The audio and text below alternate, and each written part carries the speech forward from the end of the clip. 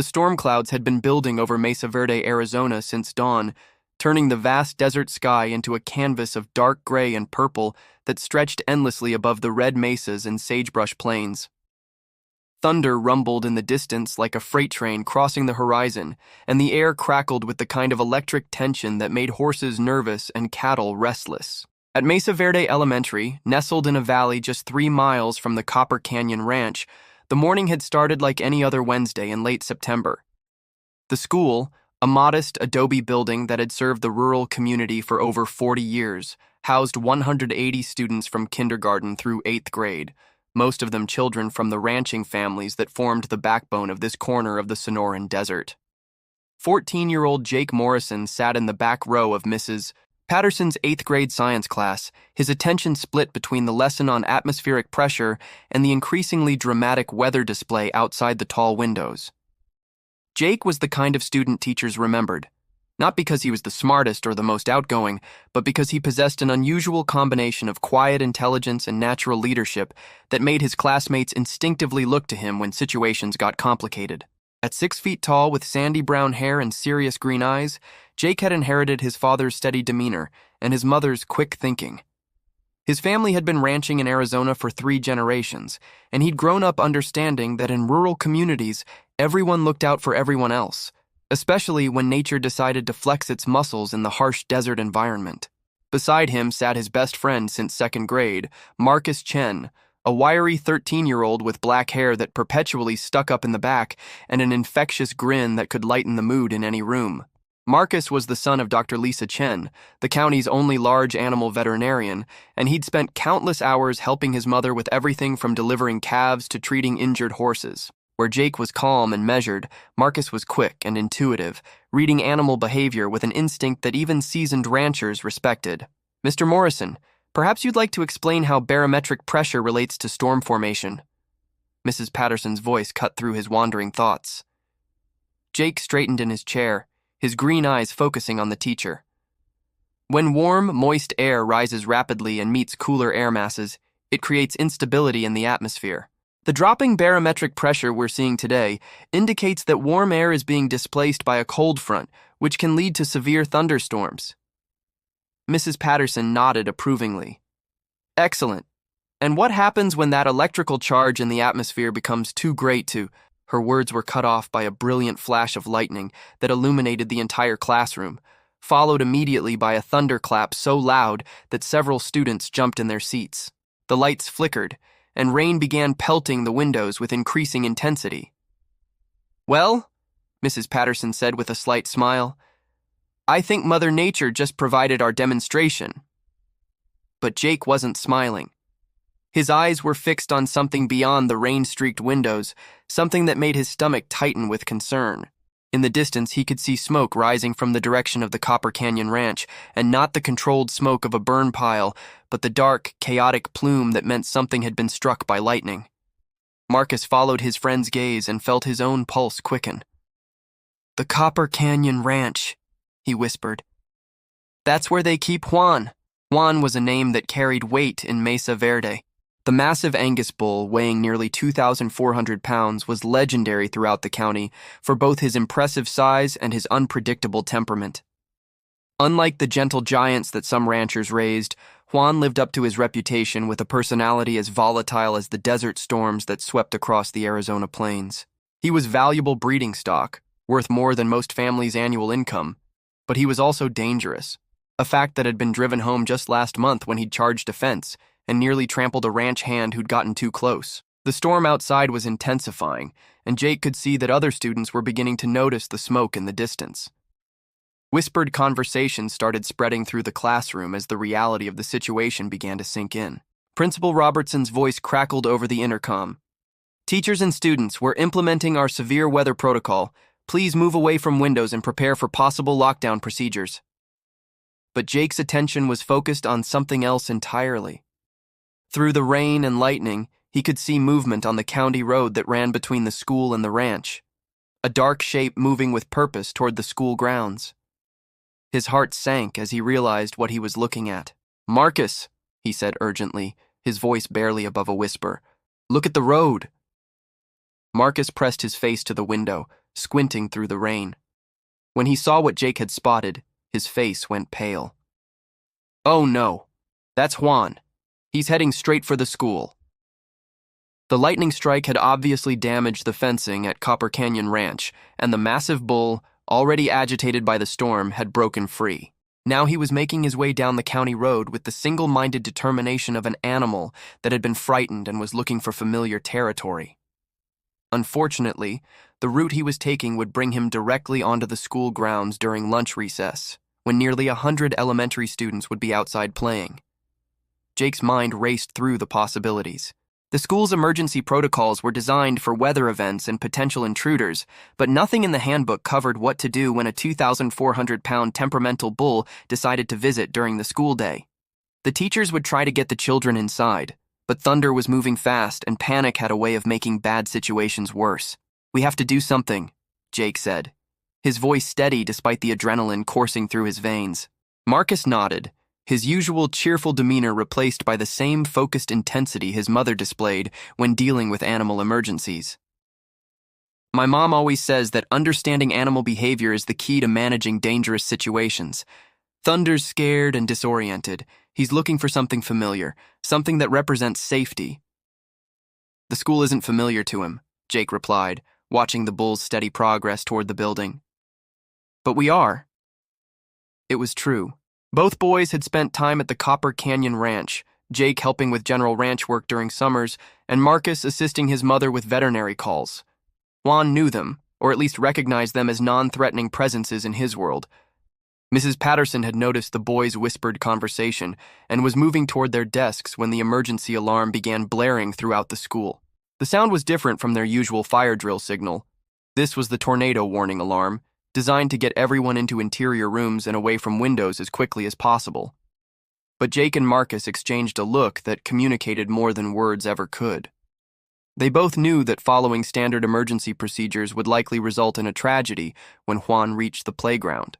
Someone needed to act, and they might be the only ones who understood both the urgency of the situation and the animal they were dealing with. As Mrs. Patterson directed the class toward the interior hallway, Jake caught Marcus's eye and nodded toward the window. His friend understood immediately.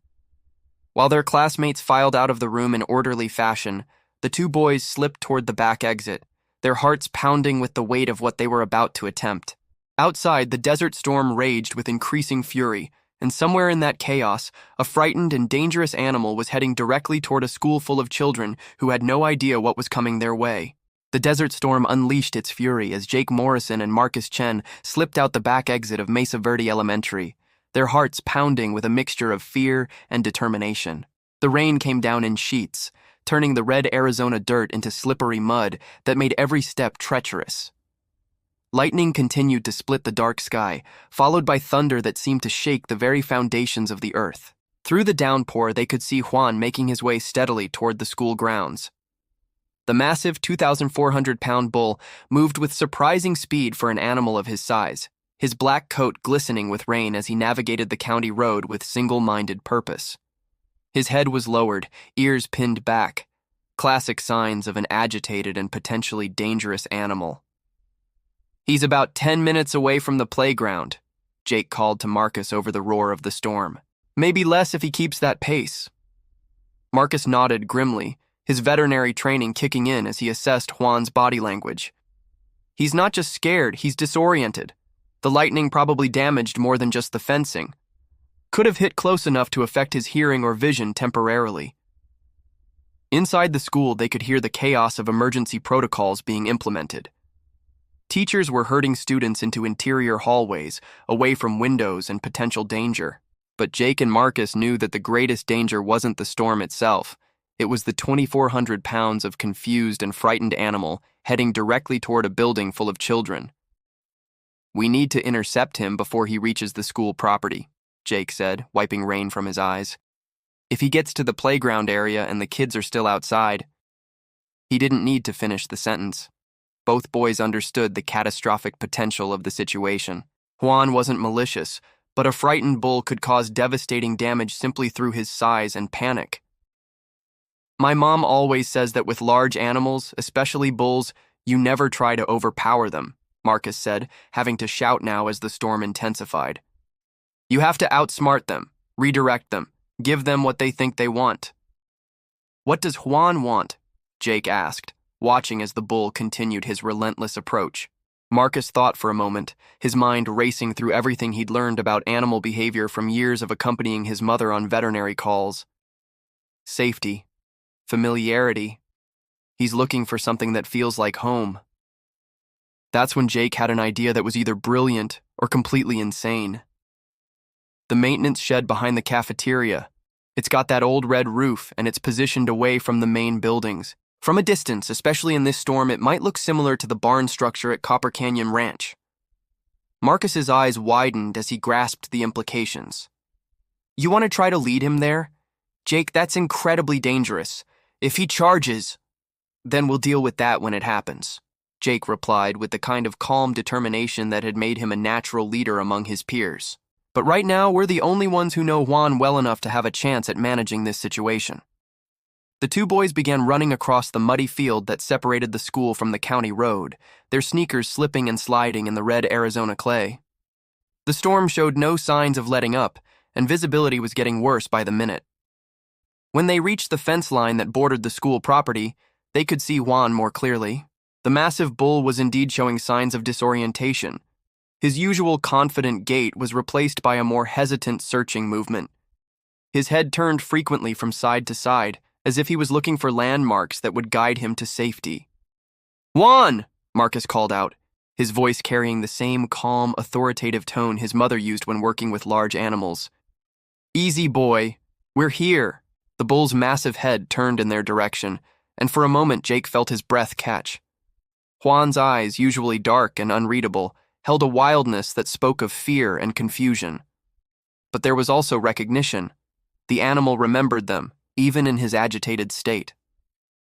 That's it, Jake said softly, slowly approaching the fence. You know us, don't you, big guy? We're not going to hurt you. Juan took several tentative steps toward them, his huge bulk moving with surprising grace despite his obvious distress.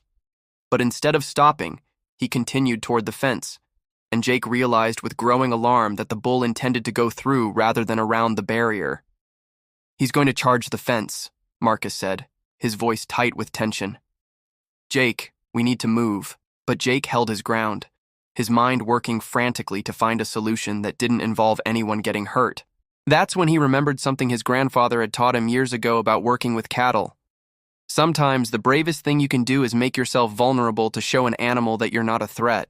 Slowly, deliberately, Jake sat down in the mud directly in front of the fence. The action was so unexpected that Juan stopped in his tracks, his massive head tilting slightly as he tried to process this strange human behavior. What are you doing? Marcus hissed, but he didn't move away from his friend. Showing him we're not a threat, Jake replied quietly. If we stand up, we look like a challenge to him. But if we make ourselves smaller, less intimidating. Marcus understood immediately and followed Jake's lead, sitting down beside him in the muddy field. The two boys remained perfectly still as Juan approached the fence, his enormous bulk casting a shadow over them despite the storm clouds overhead. What happened next would be talked about in Mesa Verde for years to come. Instead of charging through the fence or showing any signs of aggression, Juan lowered his massive head and gently pressed his muzzle against Jake's outstretched hand through the fence slats. It was a gesture of recognition, trust, and perhaps even gratitude. As if the bull understood that these two young humans were trying to help him in his moment of confusion and fear. Incredible, Marcus whispered, barely daring to breathe as he watched the interaction between his best friend and one of the most dangerous animals in the county. Jake slowly stood up, keeping his movements calm and deliberate. Come on, Juan. Let's get you somewhere safe and dry. Using a combination of gentle coaxing and strategic positioning, the two boys began leading Juan away from the main school buildings toward the maintenance shed Jake had identified. The bull followed willingly, seeming to trust their guidance in a way that defied everything most people believed about the relationship between humans and large livestock. The maintenance shed, with its distinctive red roof and barn-like structure, did indeed seem to provide the visual cues Juan had been seeking. As they approached the building, the bull's agitation visibly decreased, his movements becoming more relaxed and purposeful. There's an overhang on the south side where he can get out of the rain, Jake observed, leading Juan around the building to a covered area that would provide shelter from the storm. As if understanding exactly what was being offered, Juan positioned himself under the overhang and immediately began to calm down. His breathing slowed, his ears returned to their normal position, and the wild look in his eyes began to fade. It was at that moment that the first of the ranch workers arrived, having followed Juan's trail from the damaged fencing at Copper Canyon Ranch. What they found was a scene that challenged everything they thought they knew about handling dangerous livestock. Two teenage boys standing calmly beside a 2,400-pound bull who had transformed from a raging animal back into the magnificent but manageable creature they knew. "Well, I'll be damned," muttered Carlos Rodriguez, the head ranch foreman, as he climbed out of his pickup truck. "How in the hell did you boys manage that?"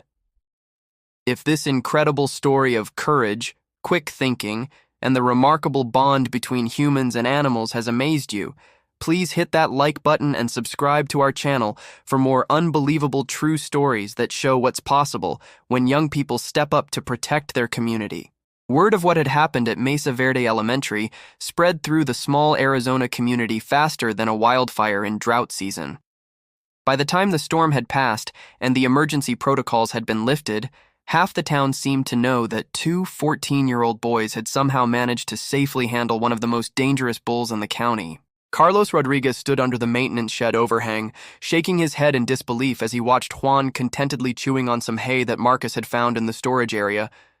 The massive bull showed no signs of the agitation that had characterized his escape from Copper Canyon Ranch just hours earlier. "In 30 years of ranch work," Carlos told the boys, "I've never seen anything like what you two just did. Juan put 3 of my best hands in the hospital last month when they tried to move him from one pasture to another. How did you know he'd respond to you like that?" Jake wiped mud from his hands on his jeans, still processing what they'd accomplished. "I guess we just listened to what he was trying to tell us. He wasn't being aggressive. He was scared and looking for something familiar." Marcus nodded, his scientific mind already analyzing the encounter. "My mom always says that animals are constantly communicating with us through body language and behavior patterns. Most people just don't know how to read those signals." Dr. Lisa Chen arrived shortly after, having been contacted by the school when they realized her son was missing from the emergency assembly. The veterinarian's practiced eye immediately assessed both Juan's condition and the situation her son had helped resolve. "Marcus, you and Jake could have been seriously injured," she said, though her tone carried more pride than scolding. "But I have to admit your approach was textbook animal psychology. Making yourselves appear non-threatening, reading his stress signals, providing him with visual cues that suggested safety. That's exactly how you handle a disoriented large animal." Principal Martinez from Mesa Verde Elementary had also made his way to the maintenance shed, accompanied by several teachers who had been worried sick when they'd discovered that 2 of their students were missing during the emergency lockdown. "Boys," Principal Martinez said, his voice carrying the weight of someone who had been preparing for the worst-case scenario, "what you did was incredibly brave, but also incredibly dangerous. We're going to need to have a serious discussion about following emergency protocols." Before Jake or Marcus could respond, another voice cut through the group. "Actually, Principal Martinez, I think what these boys did might have prevented a real tragedy." Everyone turned to see Sheriff Patricia Williams approaching, her uniform muddy from having tracked Juan's path from the damaged ranch fencing to the school grounds. Sheriff Williams was a respected figure in Mesa Verde, known for her practical approach to problems and her deep understanding of the challenges facing rural communities. "I've been examining the timeline," she continued, pulling out a small notebook. Juan broke free from Copper Canyon Ranch at approximately 10:15 a.m. He was heading directly toward the school playground, where lunch recess was scheduled to begin at 11 a.m. Even with our emergency protocols, we would have had over 100 elementary students outside when he arrived. The implications of her words settled over the group like a heavy blanket. Everyone understood what could have happened if Jake and Marcus hadn't intervened. "These boys didn't just handle a dangerous situation," Sheriff Williams added. "They prevented what could have been a community-wide catastrophe." Carlos Rodriguez was examining Juan more closely, running his experienced hands along the bull's flanks and checking for any signs of injury from the lightning strike or his journey through the storm. "He seems fine physically," he reported. Whatever spooked him at the ranch, he's completely calm now. The question, Dr. Chen said thoughtfully, is how do we safely transport him back to Copper Canyon Ranch? He's obviously comfortable here with Jake and Marcus, but we can't leave him at the school indefinitely. Jake had been quietly observing Juan's behavior, noting how the bull had positioned himself to keep both boys in his line of sight while remaining relaxed and non-aggressive. An idea began forming in his mind. What if we don't transport him at all? Jake suggested. What if we walk him back? The adults exchanged glances that clearly conveyed their thoughts about the sanity of that proposal. But before anyone could object, Marcus picked up on his friend's reasoning. It actually makes sense, Marcus said. He's calm because he trusts us.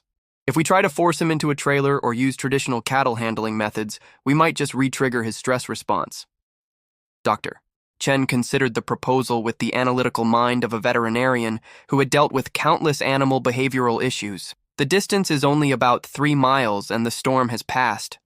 If Juan continues to respond to you boys the way he has been... Absolutely not, Principal Martinez interjected. I cannot allow 2 of my students to walk a dangerous animal across open country. The liability alone... With respect, Principal Martinez, Sheriff Williams interrupted, these boys have already demonstrated that they understand this animal better than anyone else here, and frankly, their method might be safer than any alternative we could devise. Carlos Rodriguez was nodding slowly. Juan knows the route back to the ranch. If he's calm and following Jake and Marcus willingly, it might actually be the least stressful way to get him home. The debate continued for several more minutes, with various safety concerns and logistical challenges being raised and addressed. Throughout the discussion, Juan remained peacefully under the maintenance shed overhang, occasionally looking toward Jake and Marcus as if seeking reassurance that they weren't going anywhere. Finally, a compromise was reached. The boys would be allowed to lead Juan back to Copper Canyon Ranch, but they would be accompanied by Carlos Rodriguez in his pickup truck, Dr. Chen in her veterinary vehicle, and Sheriff Williams providing additional safety oversight. If Juan showed any signs of renewed agitation, the walk would be immediately terminated and alternative methods would be employed. As they prepared to begin the journey back to the ranch, Jake noticed something that made him smile. Juan had positioned himself between the 2 boys, not in a possessive or aggressive way, but almost protectively, as if the massive bull had decided that these 2 young humans were now part of his herd, and it was his responsibility to keep them safe. The walk back to Copper Canyon Ranch would take nearly 2 hours, giving the small procession plenty of time to process what had happened and what it might mean for the relationship between the community and the animals that were such an integral part of their rural lifestyle. What none of them could have predicted was that this quiet afternoon walk across the Arizona desert would become the foundation for a story that would change how people throughout the region thought about animal intelligence, teenage courage, and the unexpected ways that heroes sometimes emerge from the most ordinary circumstances. 3 months after the storm that changed everything, Mesa Verde Elementary had become an unlikely destination for visitors from across Arizona and beyond. The small adobe school now hosted regular field trips from universities studying animal behavior, ranching associations, learning about innovative livestock management, and journalists documenting what had become known throughout the Southwest as the Juan incident. Jake Morrison and Marcus Chen sat in the same classroom where their adventure had begun, but their lives had transformed in ways neither boy could have imagined. The quiet confidence that had always marked Jake's personality had evolved into natural leadership that impressed adults throughout the community. Marcus had discovered that his instinctive understanding of animal behavior was being recognized by veterinary colleges as exceptional talent worth nurturing.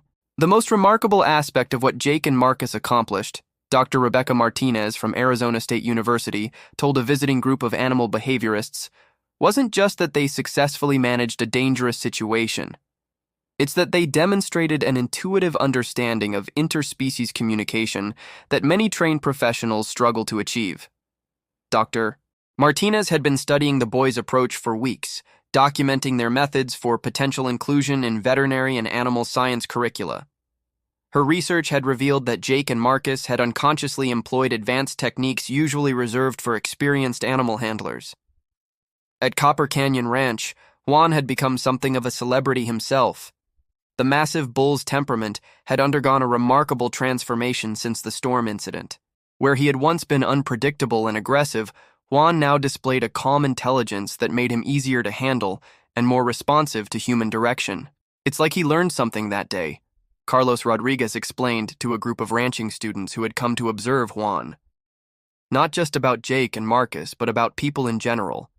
He seems to understand now that not all humans are threats. The change in Juan's behavior had practical implications that extended far beyond the ranch.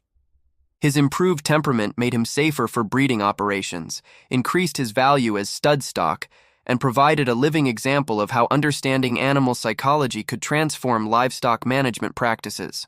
But perhaps the most significant impact of that stormy September day was felt in the relationship between Mesa Verde's human and animal communities. The story of two teenagers who had prevented a potential tragedy through courage, intelligence, and respect for animal behavior had inspired a new approach to human-animal interaction throughout the region.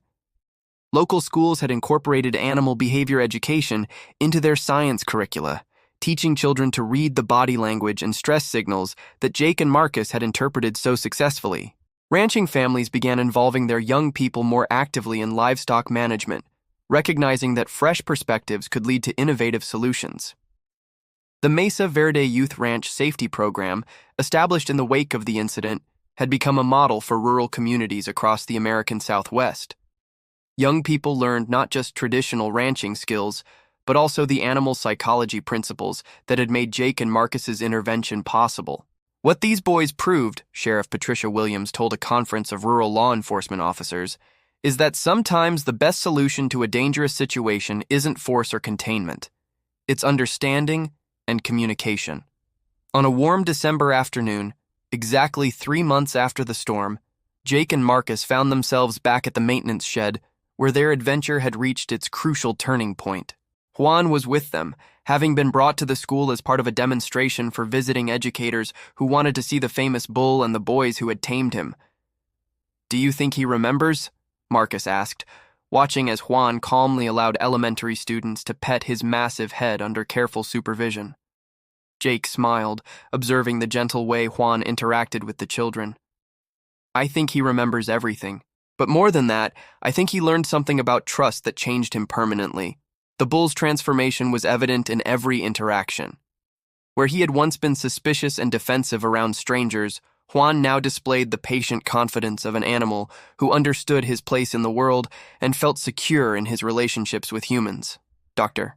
Mesa Chen, who had become something of an expert on the incident through her documentation of the boys' methods, approached with a small group of veterinary students.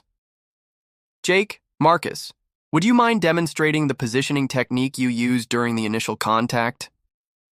The boys willingly showed the students how they had made themselves appear non-threatening by sitting in the mud, explaining the animal psychology principles that had guided their actions. Juan watched the demonstration with obvious interest, as if he too remembered that crucial moment when fear had transformed into trust. As the afternoon wound down and the visitors departed, Jake and Marcus remained with Juan under the maintenance shed overhang where their friendship had truly begun. The massive bull stood peacefully between them, occasionally nuzzling their shoulders in the gentle way that had become his signature expression of affection. "You know what's funny?" Jake said, scratching behind Juan's ears. "Everyone keeps calling us heroes, but I think Juan was the real hero that day. He chose to trust us when he could have chosen to fight." Marcus nodded thoughtfully. "My mom says that's what courage really is, choosing connection over conflict even when you're scared." The setting sun painted the Arizona sky in brilliant shades of orange and purple, the same colors that had filled the storm clouds on that September morning when 3 unlikely friends had discovered that understanding could overcome fear, and that sometimes the greatest courage comes from the simple act of refusing to see another being as an enemy. Their story had become legend in Mesa Verde, but for Jake, Marcus, and Juan, it was simply the beginning of a friendship that had taught an entire community about the power of compassion, communication, and the unexpected ways that heroes emerge when they're needed most. This incredible true story reminds us that real heroism often comes from understanding rather than force, and that the bonds between humans and animals can create miracles when built on respect and trust. If this story of courage, friendship, and the extraordinary connection between 2 boys and a gentle giant has inspired you, please like this video and subscribe to our channel for more amazing stories that celebrate the remarkable relationships that make our world a better place.